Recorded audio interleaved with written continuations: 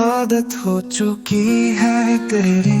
अनुराग बोला, प्रतीक हमें उस लाइव स्ट्रीमर की आवाज की जरूरत है। कौन है वो स्ट्रीमर? प्रतीक ने कहा, डॉक्टर सिन्हा सोशल मीडिया पर एक हीलिंग वॉइस नाम का चैनल है जिसकी ऑडियो सुनकर माइंड रिलैक्स हो जाता है। ये तो नहीं पता कि वो स्ट्रीमर कौन है क्योंकि वो कभी भी लाइव वीडियो नहीं करती, वो हमेशा ही ऑडियो करती है। सर्वोच्च भी बेड से उठकर बैठ गया और उसने पूछा, किस ऑडियो की बात हो रही है? अनुराग बोला, अब हम तेरे ऊपर मेडिसिन के साथ साथ वॉइस थेरेपी का भी यूज करेंगे। हम लाइव स्ट्रीमर से तेरे लिए कुछ ऑडियो रिकॉर्ड करवाएंगे और तुझे वो ऑडियो सुनने होंगे। सर्वोच्च ने भी फील किया था जब अनुराग ने उसे वो ऑडियो सुनाया था तो वो बहुत ज्यादा रिलैक्स हो रहा था। उसने प्रतीक की तरफ देखते हुए कहा, प्रतीक उस ब्रॉडकास्टर से कांटेक्ट करो और हाँ, अपनी आइडेंटिटी रिवील मत करना। प्रतीक अच्छी तरह जानता था कि सर्वोच्च की छींकने खांसने में भी मीडिया को बहुत ज्यादा इंटरेस्ट होता है और उसकी जरा सी बात मीडिया में हेडलाइन बन जाती है। अगर लोगों को पता चला कि वो किसी मेडिकल प्रॉब्लम से डील कर रहा है तो ये एक बहुत बड़ा मुद्दा बन जाएगा। इसलिए प्रतीक ने फौरन हाइड एंड सीक नाम से एक फेक अकाउंट क्रिएट किया और हीलिंग वॉइस पर एक मैसेज सेंड कर दिया। ख्याति ने लाइव स्ट्रीमिंग बंद कर दी और हॉस्पिटल जाने के लिए रेडी हो गई। उसने कैजुअल सा व्हाइट टॉप और ब्लू जीन्स के साथ व्हाइट कलर के स्नीकर्स पहन लिए थे। उसने अपने लंबे बालों का हाई पोनीटेल बनाया था। उसके फेस पर कोई मेकअप नहीं था और वो देखने में किसी स्कूल स्टूडेंट की तरह क्यूट लग रही थी। ख्याति ने राधिका की हेल्प से अपने लिए कुछ कपड़े और जरूरत का सामान खरीदा था। उसके पास अभी भी थोड़े पैसे थे। उसने अपनी चांदी की जूती बेची थी जिससे कुछ पैसे बच गए थे। ख्याति ने एक टैक्सी बुक की और मेंशन से बाहर आ गई। ख्याति जैसे ही गार्डन एरिया में पहुंची, प्रतीक ने उसे ग्रीट किया और बोला, मैडम कार रेडी है। ख्याति ने प्रतीक की तरफ देखा और बोली, थैंक यू, बट मैंने टैक्सी बुक की है, वो बस आ ही रही होगी। प्रतीक ने अपनी पलकें झुका ली और पोलाइट होकर बोला, मैडम सर का ऑर्डर है, आप प्लीज कार में चलकर बैठ जाइए। आप जहाँ भी जाना चाहती हैं मैं आपको ले जाऊंगा। ख्याति ने दिल ही दिल में आह भरते हुए सोचा, मना करने का कोई फायदा नहीं है, ये लोग सिर्फ रोबोट हैं और अपने बॉस के ऑर्डर को फॉलो करते हैं। ख्याति चुपचाप जाकर कार में बैठ सकती थी। उसकी माँ की कई दिनों पहले ही सर्जरी हो गई थी, लेकिन ये पहली बार था जब वो अपनी माँ से मिलने आई थी। जब वो हॉस्पिटल के सामने पहुंची तो शॉक्ड हो गई। ये वो हॉस्पिटल नहीं था जहाँ उसकी मॉम पहले एडमिट, बल्कि ये इस शहर की ही नहीं बल्कि कंट्री की टॉप हॉस्पिटल में से एक थी जिसे वीके ग्रुप ऑफ कंपनीज की तरफ से फंडिंग की जाती थी। सर्वोच्च ने उसकी मॉम की सर्जरी के लिए वर्ल्ड के best heart surgeon Nicholas Joy को बुलाया था, जिनकी कंसल्टिंग फीस ही लाखों में थी। प्रतीक ख्याति को लेकर कुमुद के वार्ड की तरफ चला गया। ये वीवीआईपी एरिया था। कुमुद शानदार वार्ड में बेड पर सो रही थी। हालांकि उसका फेस अभी भी बहुत कमजोर नजर आ रहा था, लेकिन वो पहले से तो बहुत बेहतर थी। ख्याति ने बेड के पास पहुंचकर अपनी माँ का हाथ पकड़ लिया। कुमुद ने फौरन अपनी आंखें खोल दी। ख्याति इमोशनल हो गई और उसकी आंखों से आंसू बहने लगे। उसने सिसकते हुए कहा, मैं बहुत खुश हूँ मॉम कि आप ठीक हो। अगर आपको कुछ हो जाता तो मेरा क्या होता? कुमुद ने हाथ बढ़ाकर उसके आंसू पोंछे और उसके होठों पर फीकी सी स्माइल आ गई। कुमुद ने धीरे से पूछा, तुमने पैसों का अरेंजमेंट कहाँ से किया? कुमुद का सवाल सुनकर